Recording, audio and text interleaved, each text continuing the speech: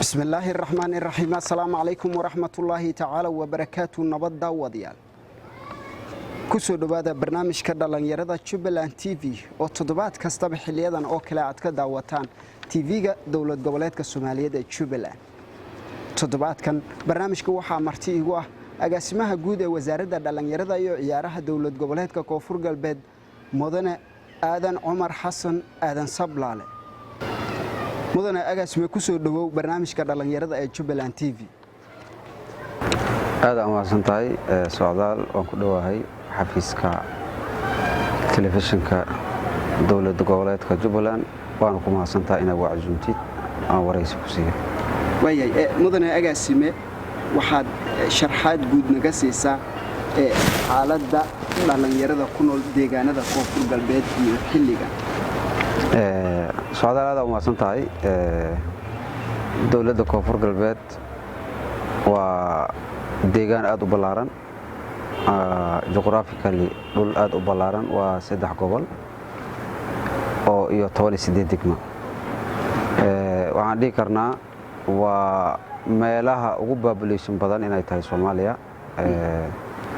markii loo fiiriyo deegaanada kale dawlad goboleedyada waa dareemi karnaa meel population-ka uu badan yahay Soomaaliya maanta ay tahay dadka ugu tiro badan ay yihiin 75 dhalinyaro marka marxaladda maanta lagu jiro waa dareemi karnaa wadanka xaaladiis dib u soo koosho ku jira dhalinyaradan waxa waaye laf dhabarka wadanka maanta waxaan dhihi karnaa way soo hagaagaysaa xaaladda meel fiican in wax marooyin marka dhalinyarada sida shalay ahaayeen iyo maanta ay kaliyiin aad ay kala duwan yihiin marka waxaan dhihi karnaa dhalinyarada dawlad goboleedka Koonfur Galbeed inay xaaladahoodii iyo wax qabadkoodii aan la soo koobi karin isbedel badan oo jiro hadda xaalad waxaan dhihi karnaa alxamdulillah sidii way dhaantaa wasaaradda dhalinyarada waa wasaaradda kaliya ee ay leeyihiin dhalinyarada Koonfur Galbeed ama dhalinyaro marka laga hadlayo ka wasaarad ahaan dhalinyarada waxyaabaha xilligan ay idinkaga baahan yihiin oo idinkana aad ugu baahantiin waa maxay socdaalaada u mahadsantahay saan ognahay dhalinyarada dawlad goboleedka Koonfur Galbeed haddii la dhaho Soomaali ahaan horta waxa ugu badan waa dhalinyarada waxa aan ugu baahannahay waxa waaye maanta waxa la hiigsanayo oo wadankan horumarkiisii iyo ama dhaqaalaha ahaato ama amniga ahaato ama dhinac kasta ahaato maanta waxa waaye wax wadanka oo u shaqeynayo laf dhabar ku ah warta dhalinyarada marna lagama maarmaayo hadii jeer waxa loo baahan yahay wadankan dhalinyarada wax wadanka isbedel ku sameyn kara ama wadanka horumarin karo ama wadan dumin karo waxaan dhigi karnaa dhalinyarada marka dhalinyarada shalay haday wadankii burburkiisa iyo wixii ay ku dhex jireen maanta waxay ka shaqeynayeen inay dhalinyaradii iyo wadanka ay dib u soo celiyaan ay horumar sameeyaan dhinaca dhaqaalaha dhinaca waxbarashada dhinaca amnigaba waxa waaye maanta waa dareemi karnaa quruxda dhalinyarada ka muuqato iyo waxaan dhigi karnaa dhanka sportiska dhalinyarada isdhexgal bulsho badan jirto horumar badan jiro dhalinyarada oo maanta oo ay aan ugu baahnayn inay wadanku sameeyaan dhalinyarada anaga waxay noogu baahan tahay waa wasaarad ahaan mandate-ka loo sameeyay waxaan dhihi karnaa wasaaradda waxa loo aasaasay oo loo sameeyay oo mandate-ka loo siiyay inay dhalinyarada horumarkeeda ay ka shaqeyso dhalinyarada horumarkeedana waxa waaye saan wada ognahay wax la soo koobi kar ma aha maanta aan isleenahay aan koobi karna ma aha tusaale ahaan dhalinyarada dawlad goboleedka Koonfur Galbeed maanta even haddaan fiirino oo markii loo fiiriyo oo dhanka isteediyada kale mahadiha ka gaarto madaxweynaha dawlad goboleedka Koonfur Galbeed waxaan dareemi karnaa dhalinyarada inta badan oo involve ku ah siyaasadda ahaato horumarka ahaado dhan kastaba wasaaraddan way ka shaqeysay madaxda naga sareysa oo dawladda oo madaxweynaha dawladda ugu horeeyay way ka shaqeysay wasiirkan uu ka shaqeeyay marka waxaan dhigi karnaa dhalinyarada aniga role model inaan u noqono xuquuqdooda inaan raadino wax badan ay naga rajeynayeen anigana dhalinyarada waxaan ka rajeynaynaa inay wadanka isbedel ku sameeyaan ay isbedel weyn oo maanta la taaban kara ay ku sameeyaan Koonfur Galbeed waxa ay ka kooban tahay 18 degmo 18ka degmo ma isku si ugu shaqeysaan ama way idin kala duwan yihiin degmooyinkaas dhalinyarada marka laga hadlayo socdaalaada uma santahay waa su'aal fiican aniga horta waa mas'uuliyadana naloo dhiibay waxaana loogu dhiibay inaan dadku cadaalad falno oo 18 degmooyina jiro oo wali hawa yaraadaan 3 degmaan dhihi kara oo wali gacanta dawladda aysan ku jirin inta kale dad waxaa noo jooga oo representative ah wasaaradda u joogo isku madayna noo yihiin wixii oo tabari naga reebtay aan gaari weynay meesheedii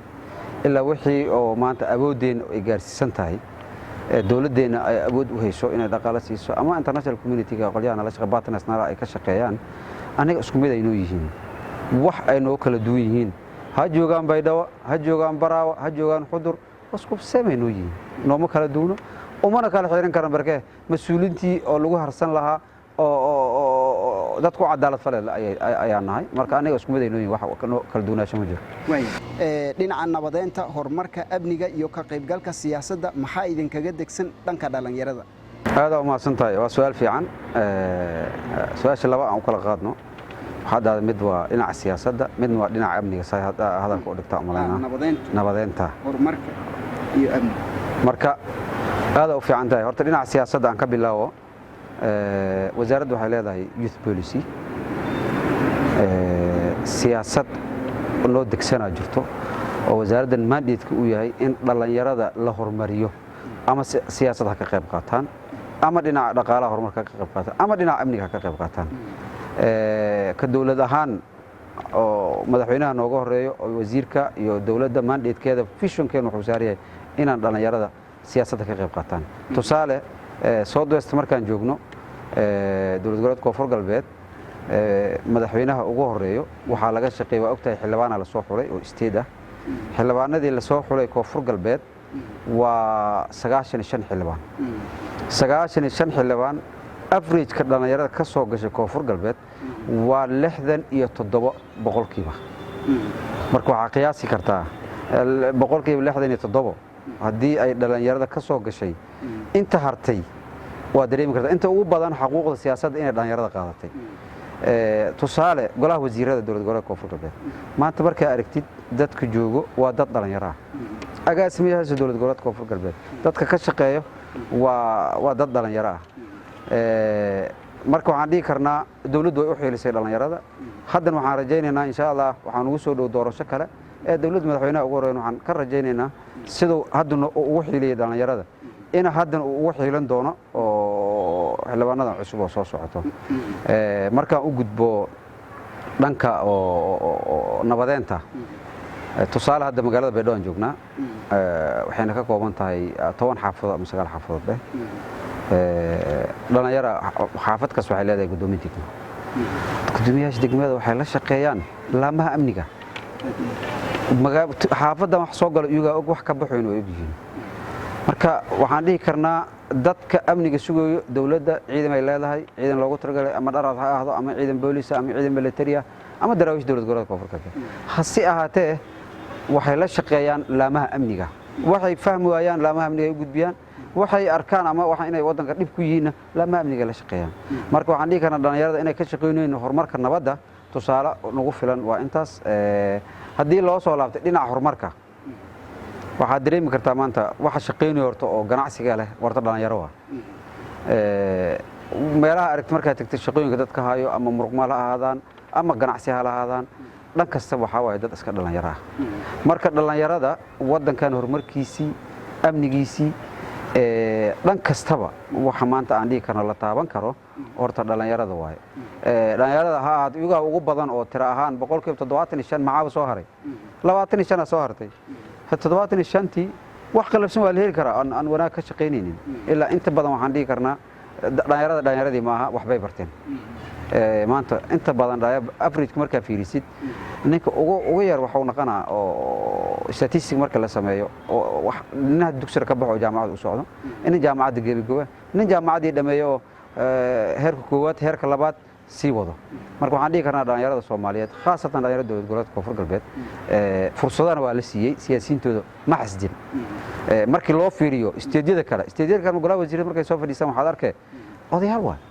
dawlad goboleedka Koonfur Galbeed markii madaxweynaha ama la fadhiyaan dadka ayaa waxa barninkan wasiirka maaliyadda ma suurtagal ma aha marka mad waxaad dareemi kartaa in dhalinyarada dowlad goboleedka koonfur galbeed xaqooda la siiyo tusaale haddana waxaa la dhisay konsalradii oo degmooyinka konsalkii la sameynaa konsalkii degmooyinka eedaana waa 27 degmooyinka biidaana waa 21 oo haddaanan qaldaneen fiiri average ka soo baxay meesha waa dhalinyaro way ku yiriin dad odayaale marka waxaan dhigi karnaa dawladdeeni madaxweynaha khayr Allah si dadaal badan uu sameeyay haddana waxaan ka rajaynaynaa meesha hadda uu keenay meel ka sareysa inuu geeyo marka waxaan dhigi karnaa dhalinyarada xaqooda koonfur galbeed way haystaan waxba maqan waa dadaalayna inta maqan waan keenayna dileero okay dhinaca dhalinyarada ayaad aad uga hadashay in siyaasaddu ay qayb weyn ka qaateen oo idinku aad qayb ka tihiin oo agaasimayaasha wasiirada ay soo qaadatay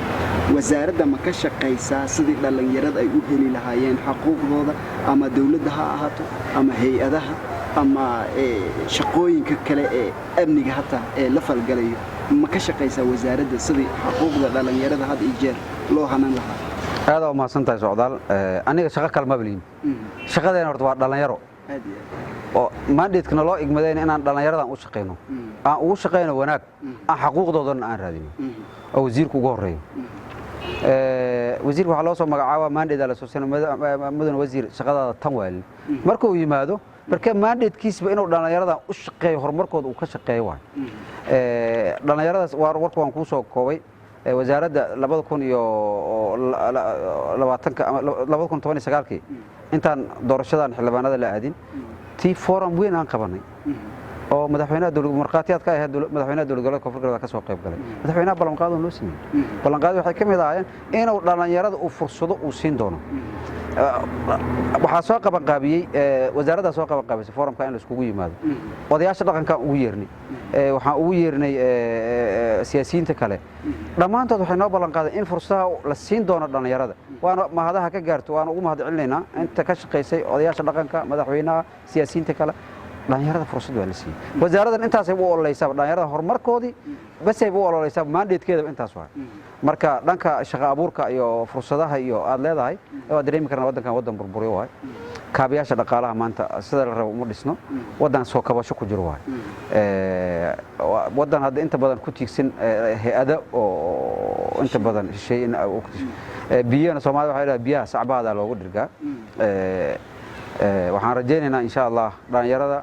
meelaha hadda laga shaqeeyo wadankan uu xiran yahay maanta inta aan ka baxo ama buura ka aado ama bardaar aan aado oo ama kambaniyaal yimaadaan way habooneen leed ilaa dawladdu ay ka shaqeynaysaa wax laga shaqeynay wada habeen imaaran la leeyahay wadooyinka hala furo beesha fursado ka imaan karo waa dareemi karnaa shaqo abuur badan ka imaana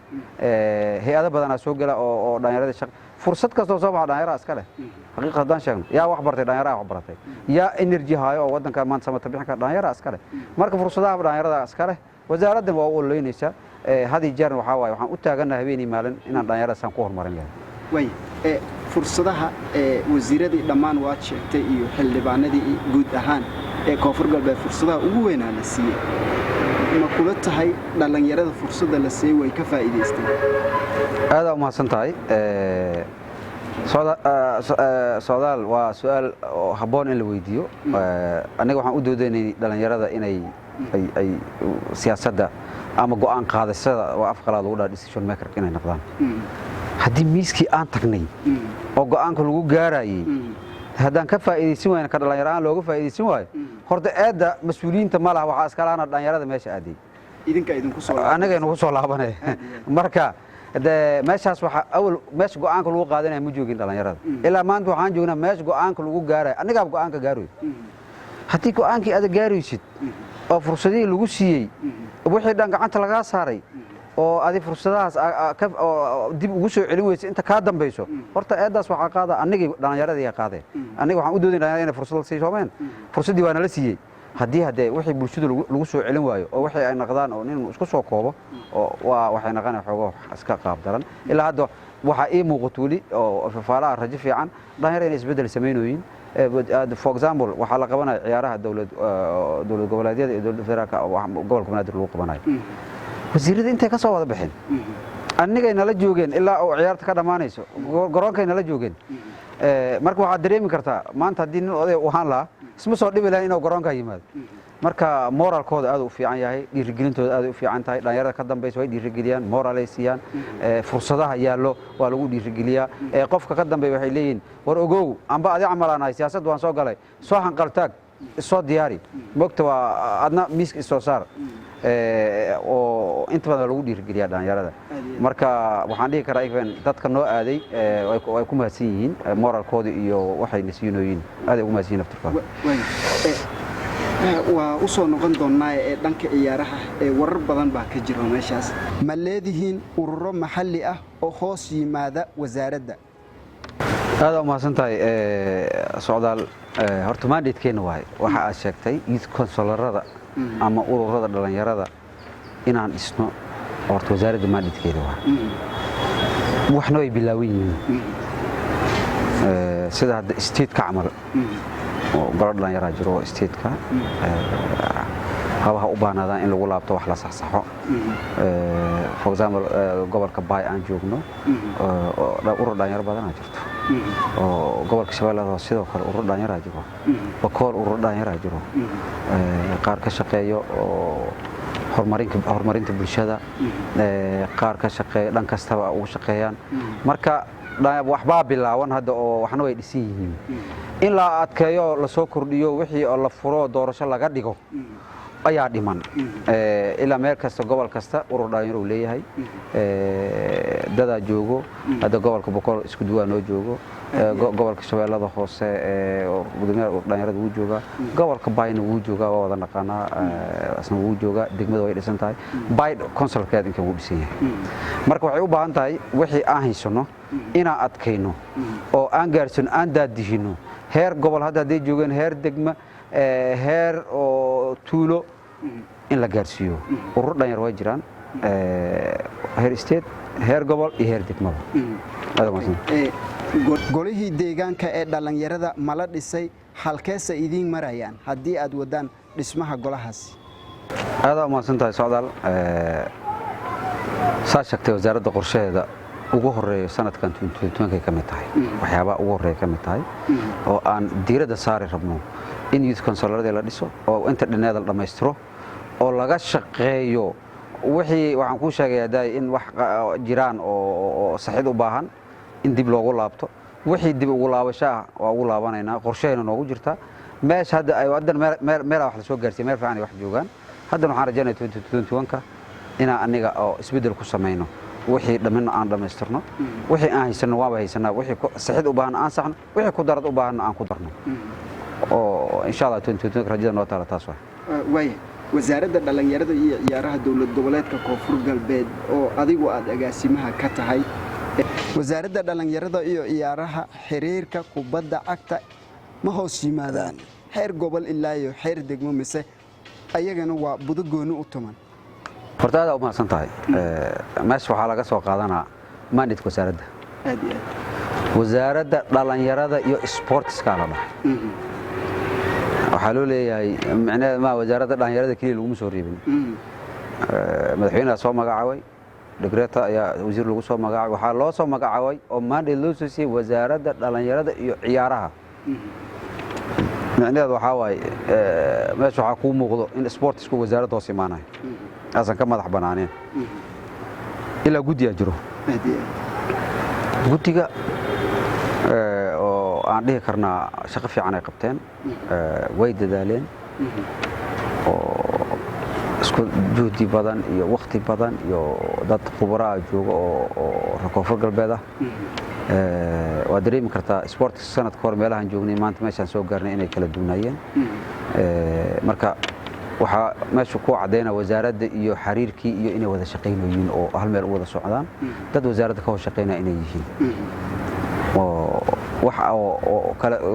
goon u taag iyo farataag inaysan jirin mid inaan hal meel aan wada socon kaliya hadafkeenu yahay bulshada qaabkan ugu shaqeyn lahayd mudane agaasime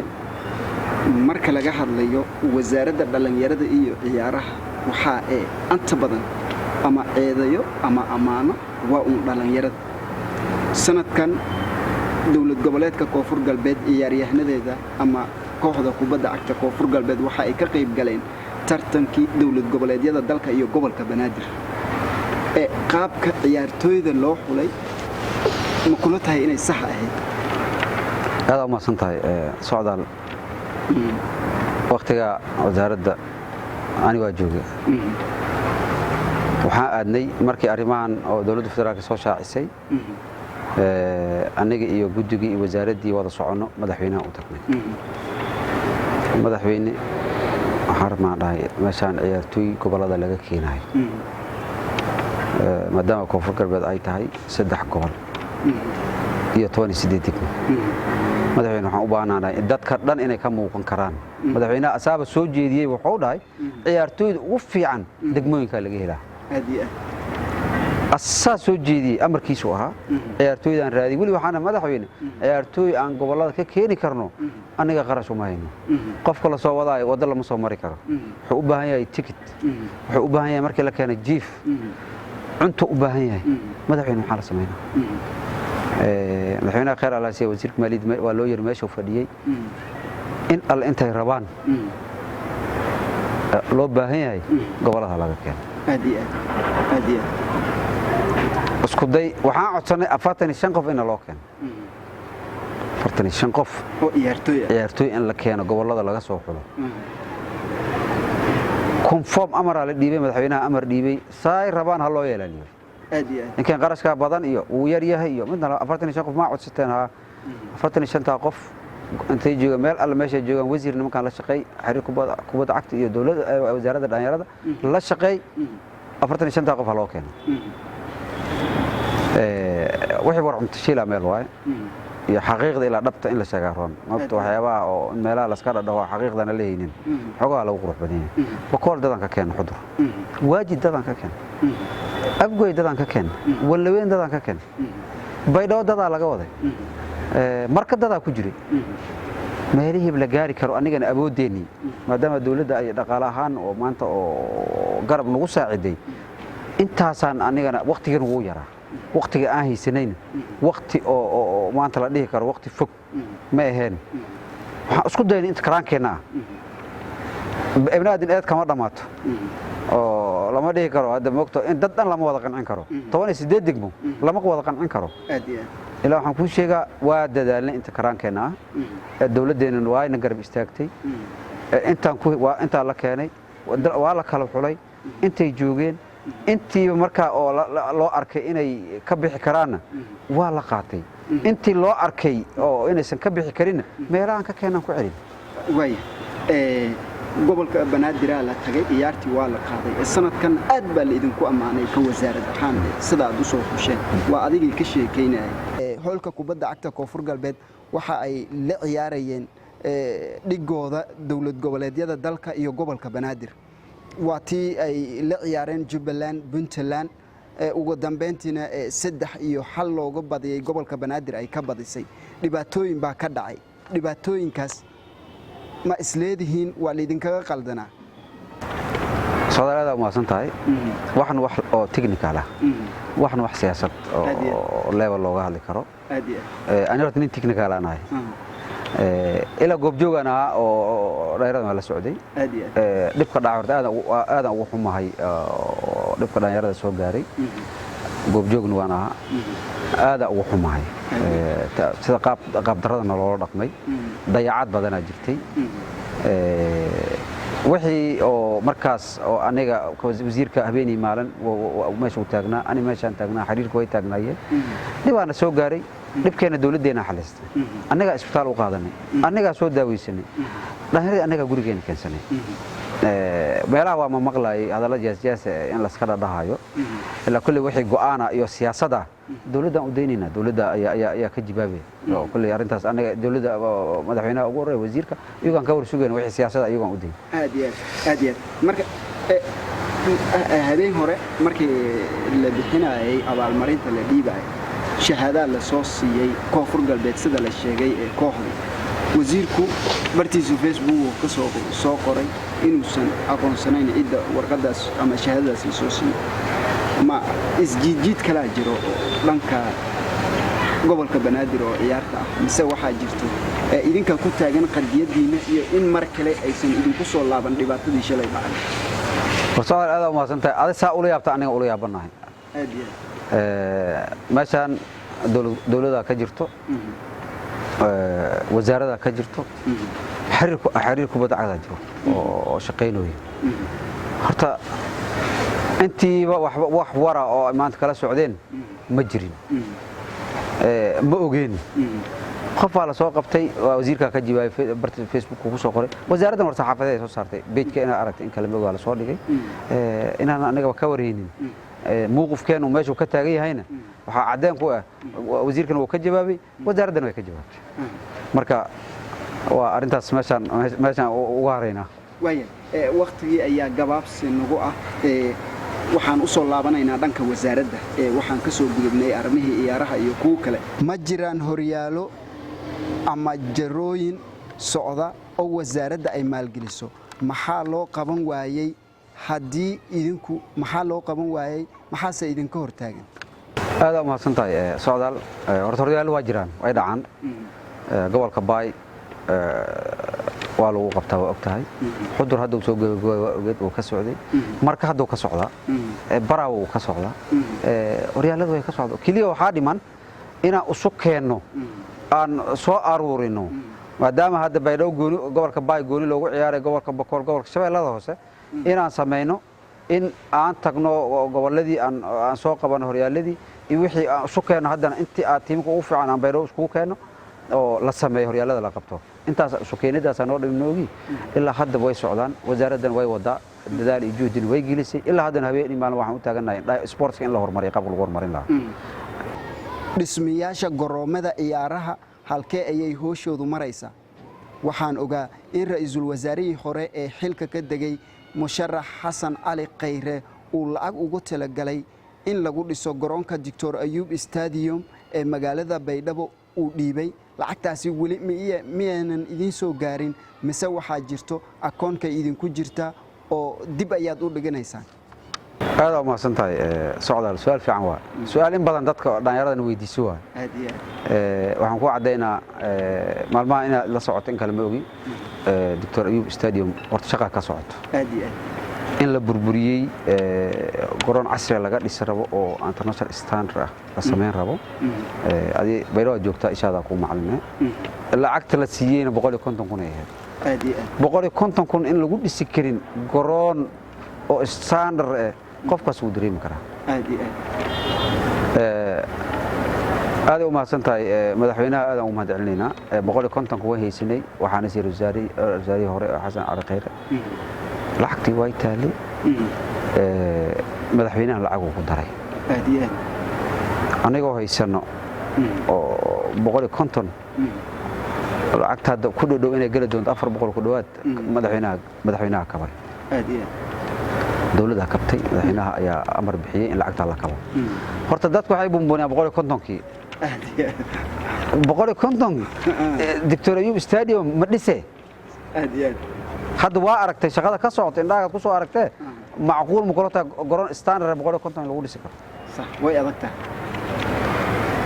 waxaan ku sheegaa garoonka standard loo dhisooya meel fiican inuu maraysa shaqadiisna way bilaabatay injineeradina way shaqeynayeen tan kale ku soo hartay xudurna waa 150 waa la bixiyay gobolka shabeellada markan waa la bixiyay marko garoonka waa la wareejiyay ma wala hemba zero ah ما بكو زيرو ها قرنك حد ولا وريجي قرنك واحد فردوشي ولا سوسي ولا دسي كان هدو صعدا كان بقولنا حضر كيالنا